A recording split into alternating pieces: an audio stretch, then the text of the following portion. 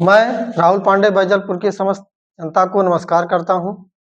बड़े दुख के साथ कहना पड़ रहा है कि कल मैं ये ट्यूबलाइट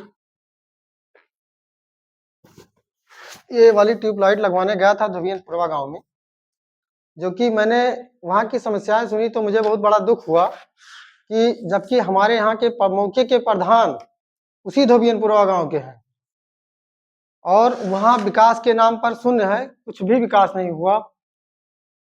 यह बात मुझे कहने पर बहुत दुख हो रहा है कि जिस धोबियनपुरवा गांव से 2 बार प्रधान हुए, लेकिन उन्हीं के गांव का विकास नहीं हो पाया। गांव की तो बात छोड़ो, जो प्रधान हुए उनके उनके घर का कुछ विकास नहीं हो पाया। ये इस बात से हमें बहुत बड़ा कष्ट है कि वहाँ के लोगों की समस्याएं मैंने कल सुनी। उन लोगों ने ये बताया कि हमारे घर पे ना पानी बहने का कोई व्यवस्था नहीं है, ना सोख्ता बनवाया गया पिछले 25 साल में, और ना ही सही से रास्ता है सब लोगों के घर पे। पानी बहने का जुगाड़ नहीं है, 2-4 लोगों के यहाँ ठीक से है, बाकी पूरे गांव में पानी बहने का जुगाड़ नहीं है। वहाँ के लोगों ने हमें ये बताया कि अगर 2 बाल्टी पानी नहाना है तो आधी बाल्टी में काम चलाना पड़ता है, पानी बहने की कोई व्यवस्था नहीं है। यह बहुत शर्म की बात है कि बैजलपुर में आज भी 25 साल प्रधानी होते हुए, लेकिन आज भी किसी भी गांव में कोई विकास कार्य नहीं हुआ है ठीक से कि एक भी गांव चमकता रहे। ना वहां पर सफाई कर्मी काम करने जाते हैं, सफाई कर्मी का पता ही नहीं है। हमारे ग्राम सभा के बैजलपुर के कौन चौकीदार हैं उनका पता ही नहीं है। यह सब बहुत दुख की बात है कि हमारे गांव ग्राम सभा के पदाधिकारी का कुछ पता ही नहीं है कि कौन किस पद पर है, कौन क्या है, कुछ पता नहीं है। बस ये है कि जहाँ जो पाए वहाँ वो लूट लेना चाह रहे हैं। जो पदाधिकारी हैं उनसे ये नहीं मतलब है कि हमको अपने काम से मतलब है।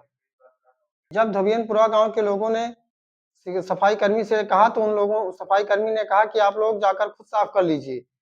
ये कैसी सरकारी व्यवस्था है?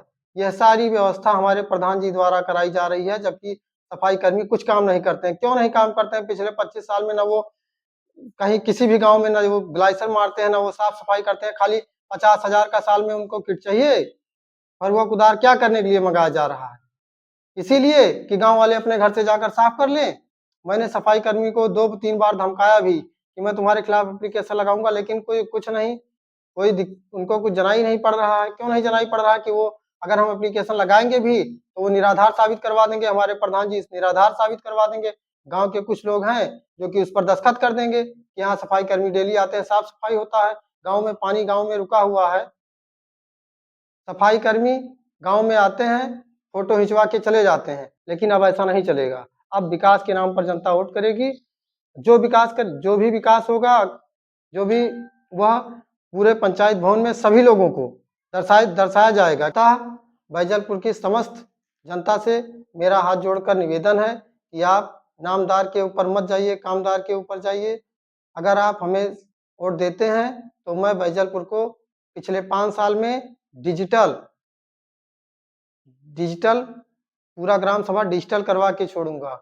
और एक बार आप हमें सेवा का अवसर दें। धन्यवाद।